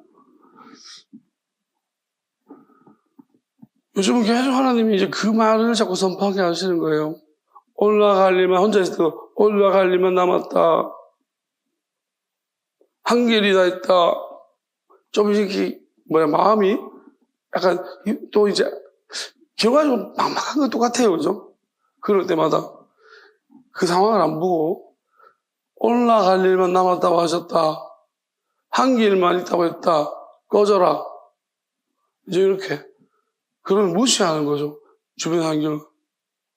이제 이 훈련을 하나님이 지금은 시키시는 것 같습니다. 왜냐하면 생각해보면 이 훈련을 왜 시킬까 생각해보면 그냥 내 추측이지만 거의 하나님의 방법이죠. 제가 지금 경험한. 그러면 이걸 왜 시키냐 보면 보내주려고 시켰죠. 이제 곧 누군가를 보내주기 위해서 임박했기 때문에 하나님이 이런 훈련을 시키시는 게 아닐까. 왜냐하면 내가 또 미쳐 흥분해가지고 가든지 아니면 또 뭐예요? 너무 또 이러든지. 지금은 전혀 그러지 않을 것 같은데요. 또 막상 실제는 또 어떨지 모르겠습니다. 그래서 훈련시키는 것이고 또 이제 예배 시간 아직도 이제 그런 부분이 있지만 이 문제도 이제 내가 아무 영향도 안 받아야 되는 문제. 내가 안 받아야지 다른 사람들도 아무런 예배 지장 없이 드릴 수 있는 거거든요. 하나님이 이 부분을 이제 세워가시는 것 같다는 생각이 듭니다. 누가 왔을 때 저는 그래요. 지금 내가 느끼는 이 고통을 지금 누군가 예배에 앉아있으면 예배 못 드려요. 이런 상태로 어떻게 예배를 드려요? 못 드려요. 아파 뒤지겠는데. 나는 지금 아파도 있잖아요. 안 아픈 것처럼 하고. 이렇게 말하면 실제로 많이 안 아파요. 옛날에 정말 힘들었어. 그리고 무엇보다도 이렇게 우리가 시험 칠 때 똥말 오면 집중이 안 되잖아요. 그렇죠? 이 말씀 전할 때 뭐가 자꾸 이제 내가 컨디션 항상 혼자 있으면 컨디션 너무 좋아요. 최상 컨디션이에요. 근데 이 예배 때 딱 설교할 때 이런데 예민할 때 자꾸 건드려. 막 화가 날라고 그래요. 그 말씀 자체가 고여요. 또 말도 자꾸 어눌하게 만들고 이 말을 자꾸 하는 게 힘들게 만들어. 말하는 게 힘들잖아요. 그래서 나는 말을 좋아하기 때문에 말하는 게 힘들면 되게 어려워요. 설교하기가. 그만하고 싶어요. 그러니까 이런 식으로 자꾸 힘들게 한다는 거예요. 근데 이제는 그런 것에 대해서 별로 개의치 않습니다. 그리고 점점점 여기서 벗어나는 듯 합니다.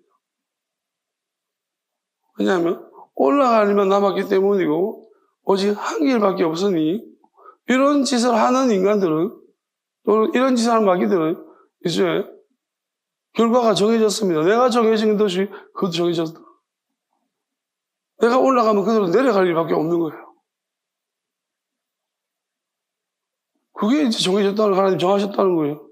나는 말씀을 들었고 그들은 못 들었으니 이제 들어가겠죠. 난 들었으니 분명히. 시간의 문제인 거예요. 자, 그렇다고 내가 언제쯤 예측하면 안 되는 거고 문제는 뭐냐면 하나님이 언젠간 반드시 제가 하지 않는 말씀을 지키실 겁니다. 그러면은 나는 그때까지는 이 주신 믿음 가지고 이기라고 미리 말씀해 준 거예요. 그리고 이것을 자꾸 이 말씀의 의미를 내가 알기를 원하는 거예요. 이 능력을 활용하라는 거예요. 사실 기도할 때 엄청나게 많은 말씀들을 주셨습니다. 그 말로. 한 가지 더 이야기를 하라고 하셔서 한 가지만 더 이야기 마치도록 하겠습니다. 제가 이번 주에 이 얘기를 보다가 아주 중요한 것을 하나 찾았습니다. 하나님이 찾게 하셨는데요. 지금 이 시점에 찾게 하신 걸 보니까 그 이유가 있는 겁니다. 근데 제가 이때까지 신학을 보면서 여러 가지 책도 많이 봤지만 이 부분을 이렇게 해석하는 사람 아무도 못 봤습니다. 근데 명백하게 나와 있는데 해석이 왜 그렇게 안 했는지를 잘 모르겠습니다. 자, 많은 토요일 날 예배를 드리고 있는 이단 단체들이 있습니다. 유대교도 마찬가지고 또 우리 하나님의 교회라든지 또 뭐 제7안식교라든지 우리 여호와의 증인도 마찬가지죠. 다 토요일 날 예배를 드리고 있습니다. 그들이 뭐라고 하는지합니까? 왜 주일로 너그 마음대로 바꿨냐라고 이야기를 합니다. 근데 제가 여기 23장을 읽다 보면 여기 23장 말씀 보다 보니까 1절에서 6절, 5절까지 6절까지인가 보면 거기에 어떤 게 있냐면 자, 첫 번째 안식일에 대한 규례가 나와 있고 6월절 무교절의 규례가 나와 있습니다. 근데 이 절기들을 이제 두 차례 말씀하고 있습니다. 그 절기를 하나님이 지켜라라고 말하고 있습니다. 모세를 통해 지켜라고 말씀하는데, 근데 거기 보면은 어떤 희한하게 나오냐면,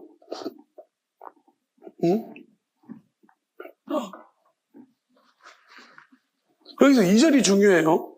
2절이 참 중요한데, 이것이 나의 절기들이니 너희가 성회로 공부할 야훼의 절기들이니라. 이제 성회로 공부하라는 것입니다. 그러니까, 자, 근데 보세요. 3절에 보게 되었으면, 여섯 동안 일할 것이고, 일곱째 날이라고 했습니다. 그러면, 모세가 지금 성문법을 할 때 이미, 그때 이제, 이때부터는 태양신 눈에 보이, 월화수목 금토일까지 나와 있다는. 그럼, 여기서 말하는 여섯 동안 일할 것이고, 일곱째 날은 토요일일 것입니다. 안식이죠. 안식일이 성회의 날이라 너희가 아무 일도 하지 말라 그랬습니다. 너희가 거주할 각지 지킬 야훼 안식일이라 그랬습니다. 이거는 10계명을 줄 때 그게 안식일을 지키라는 그 계명과 일치합니다. 근데 4절부터 보게요. 또 이야기합니다. 이것이 너희가 정한 때 성회로 공부할 야훼 절기들이니라. 라고 말합니다.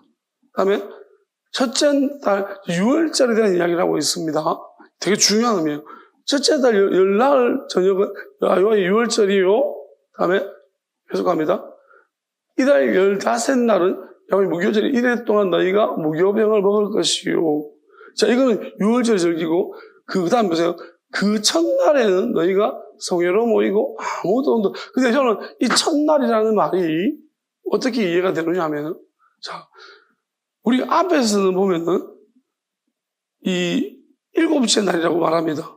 근데 굳이 여기서 첫날이라고 말해요.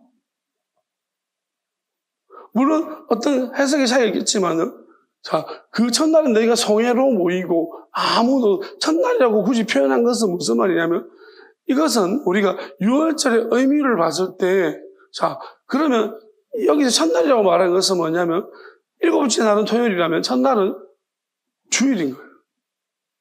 첫날에 너희가 성회로 모이고 아무도 없는 주일을 말하고 있는 거예요. 그러면 하나님의 뜻은 이런 것 같아요.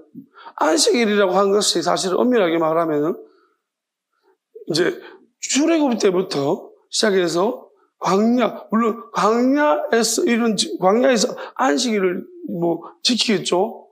근데 이제 광야에서는 철저하게 못 하잖아요. 그러면 하나님의 뜻이라는 것은 결국 이 6월절이라는 의미가 완성되는 것은 가나안에 들어가는, 왜? 결국은 출애굽을 위해서 희생을 치렀기 때문에 하나님의 목적은 광야 생활의 목적이 아니라 가나안에서 정착하는 게 이주시키는 게 목적인 거예요. 그러면 완성됐다는, 그냥 젖대로 보는데, 그러면 그 완성되기 전까지는 토요일을 안식일로 하고, 이주하면은 주일을 안식일로 하라는 것 같아요. 그럼 우리가 이것이 이 구약에서 말한 거면, 지금 예수님의 죽으심과 6월절을 맞추어서 예수님이 십자가에 달려 죽어서 그 안식 후 첫날이잖아. 그 신약에도 보면 안식 후 첫날이라고 표현하고 있어요. 첫날 똑같아요. 첫날에 너희가 성회로 모이고. 그러니까 구약의 유월절의 의미와 그때는 이제 하나님 아들이 오시지 않았고 짐승을 잡았지만 의미적으로 보면 똑같아요. 사실은 제가 볼 때는 이 유대인들이 이것을 그냥 의미를 잘못 오해를 한 것 같은 생각이. 그래서 토요일을 계속 자기 마음대로 안식일로 잡고 지켰던 것 같습니다. 그래서 어찌 보면 그 전통이 내려오다가 예수님으로 말미암아서 부활로 말미암아서 다시금 뒤집어졌다는 거죠. 바뀌어졌다는 것입니다. 하나님이 본래 뜻대로 돌아갔다고 의미적으로 생각이 되죠. 왜냐하면은 왜 2번을 말했겠습니까?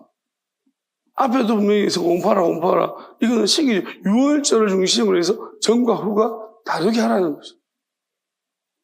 안식일의 의미가 다르다는 것입니다. 그러니까 우리가 할례도 난지 8일 만에 7일이라는 돌아가는 로테이션이 있는데 하나님은 난지 8일 만에 이삭에게 할례를 하고 있어요. 8일은 또 다른 1일이에요. 그렇게 따져보면 7일이라는 로테이션 안에서 보면 안식하셨다는 7일, 우리가 말하자면 토요일, 그러면 8일째 첫날, 주일, 하나님이 새로운 시작을 하겠다는 것입니다.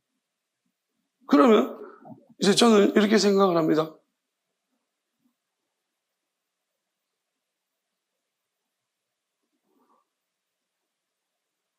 마지막 때에도 이 부분도 마찬가지고, 자, 결국은 하나님의 뜻대로 지금 체인지, 의미가 우리가, 그래서 이제부터는 우리 여러분들이 구약에도 똑같은 하나님의 뜻을 반영하고, 그래서 이제부터는 왜 내가 마음대로 그런 말 하면, 여기 분명히, 여기도 하나님 뜻을 밝혀주고 있습니다.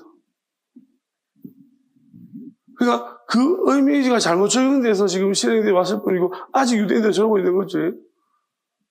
구약에도 하나님 바꾸라고 한 거예요. 그리고 부활의 의미로서 바꾸어지긴 했지만, 우리가 알아야 되는 것이죠. 그래서 저는 이제 선포합니다. 뭐냐면, 그 토요일 날 예배드리는 가짜, 다 가짜입니다. 한때가 상관없는 아주 명백하게 그 말씀으로도 하나님 표시하고 있었어. 다 하나님 뜻과 다르게 저그들 마음대로, 물론 가장 큰 것은 예수님, 하나님의 아들을 받아들이지 않는 것이죠. 눈에 보여지는 것으로도 명백하게 하나님이 말씀하고 계셔서 그들은 이제 보이는 것과 보이지 않는 모든 것으로서 하나님이 그들의 모든 악한 행위들을 근절하시키실 것입니다. 경계선을 꺼버리시고 심판하실 줄 믿습니다. 자, 그리고 마지막에 그럼 하나님이 다시 오시겠다고 했습니다. 이제 아버지의 명우. 그러면 아브라함이 하나님의 아들을 담을 그릇을 하나님이 아브라함에게서 그것을 보셨다면 마지막에 아버지를 담을 그릇을 어디서 찾아줄까요?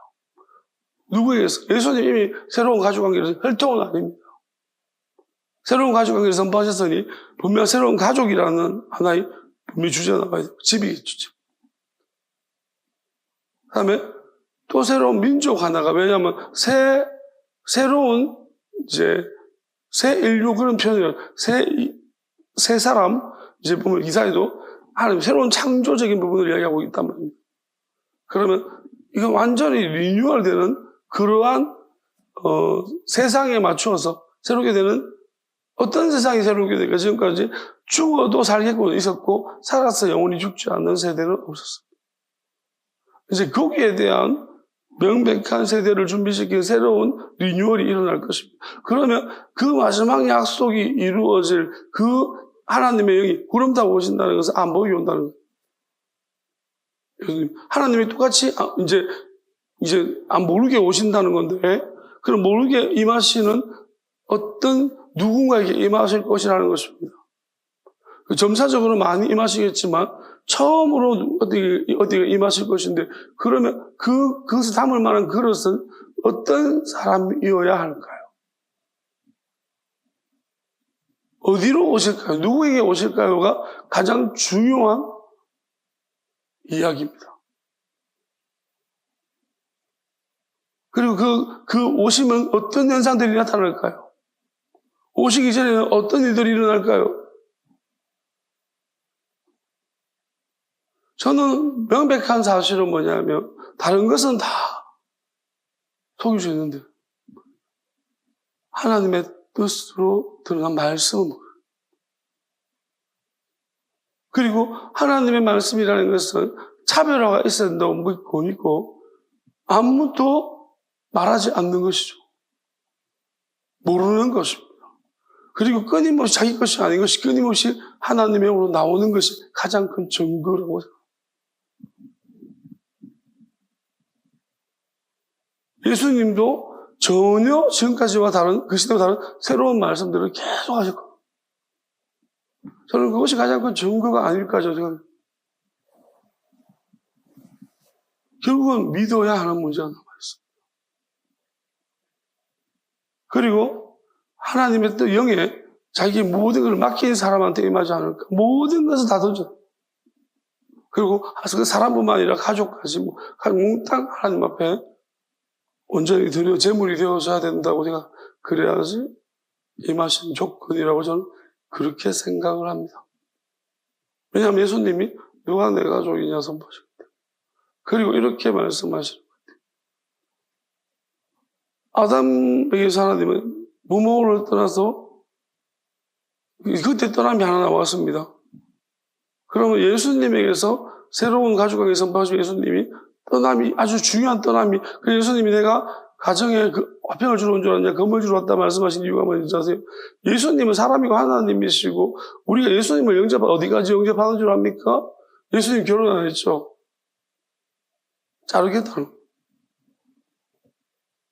결혼 안 한 것처럼 우리가 예수님 영접하면 여러분 결혼한 사람이라도 결혼 안 한 것처럼 혼자 솔로를 만들어버리겠다. 영적으로. 그다음에 또 한 가지 예수님은 엄마도 누가 내 엄마냐 잘랐습니다. 하나님의 뜻을 따라서 잘랐습니다. 그 다음에 예수님은 자식 없습니다. 육적인 자식. 그래서 하나님의 뜻을 따라서 자녀 관계도 다 자릅니다. 형제, 누가 내 형제냐 그래서 자매, 예수님은 다 잘랐어요. 혼자. 이 현상이 반드시 나타날 것입니다. 다시 오실 예수님을 영접할 때는 완전히 다 각각이 그래서 계시록에 각 사람이 자기가 행한 대로 어떤 영향도 받지 않은 상태로 하나님은 선포되면은 저는 선포했습니다. 그래서 결국은 뭐냐면 내가 먼저 태어나고 나중에 태어나고 중요한 게 아니에요.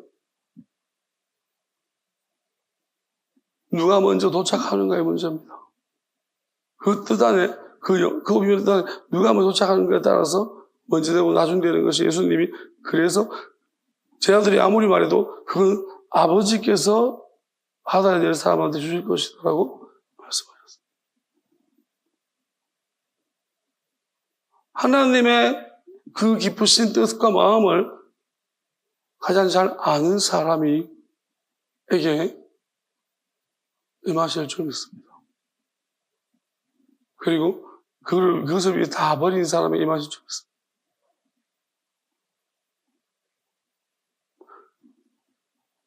결국은 이 아주 중요한 저는 문제라고 생각을 하고 예수님이 오셨을 때도 사람들이 몰라봤는데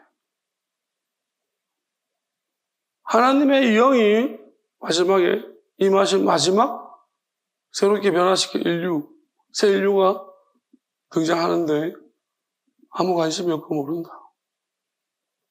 그래서 기도하라고 했습니다. 내 집은 만민의 기도하는 집이라고 하셨고 예수님 제 아들한테도 한 시도 깨어 못 있겠느냐. 깨어 기도해라. 요즘도 저는 예수님이 저를 기도하는 모습으로 저를 바라보시는 것이 자꾸 보여집니다. 왜 그런 이유는 잘 모르겠지만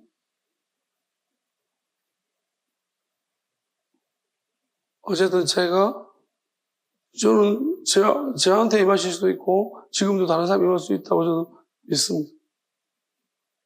저는 저한테 꼭 임해야 된다고 생각하지 않습니다. 뜻대로 하시기를 바랍니다. 그렇지만 그 뜻이 정해지면 변하지는 않을 것이고 그 뜻대로 임했는데 임할 때는 분명히 가슴을 치며 통곡하는 사람도 있을 것이라. 자기 생각하고 다르다고 했습니다. 내 생각은 너희 생각과 다르고. 오늘 이 창세기 말씀만 봐도 야곱도 하나님의 생각을 잘 모릅니다. 아무런 모릅니다. 그렇게 영적으로 민감한 사람도 이 문제 앞에, 이런 넘어짐의 문제 앞에 있습니다. 그리고 지금은 많은 악한 미혹의 영들을 사용하고 있는 배교사들이 많아서 엄청나게 분별하기 어려울 것입니다. 자기 생각이 아닐 것입니다. 자기가 아닐 수도 있습니다. 마귀가 자기 안에서 막 여러 가지 생각 혼란을 줄 수도 있습니다. 분별하십시오. 그리고 그래서 물으셔야 되고, 저는 이렇게 생각해요. 진짜로 하나님 앞에서 진실하게 물으셔야 돼요. 중요한 시점입니다. 뭘 먹고 살까보다 나사로 굶어 죽어도 좋은 것 같습니다. 여러분, 뭘 먹을까가 중요한 시대가 아니에요, 지금. 이 일이 가져올 엄청난 하나님이 왜 드디게 하실까요? 이 일이 일어났을 때 이 일이 가져올 엄청난 파장이 무지막지하게 클 것이기 때문에 하나님이 더디 아주 신중한 듯이 더디듯이 일을 진행시키시는 것 같습니다. 그리고 예수님 분명히 말씀하셨습니다. 작은 소자. 아무도 모릅니다. 못 알아봅니다. 그냥 내 생각을 버리고 물어보라는 것입니다. 혹시 어디로 오십니까? 하다못해 예수님 오실 때 동방박사들 별 보면서 뭔가 메시아 있다고 그냥 메시아가 자꾸 별만 쳐다봐도 그들이 대충 어디로 오는지 알았어요.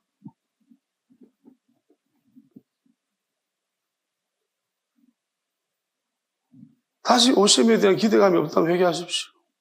다시 오신다고 했습니다. 반드시 오십니다. 여러분이 정한 방식대로 안 오십니다. 그래서 반드시 물어보자. 이건 반드시 물어보자. 누구도 모릅니다. 누가 이야기하는 거 듣지 마십시오. 그래서 여기 저기 있다 그 말 듣지 말라고. 네가 물어봐. 다 알게 줄 거니까. 물어보면 네한테는 물어보는 자들한테는 가르쳐 주겠다. 진실로 물어보면 가르쳐 주겠다고 말씀하십니다. 찬양합시다.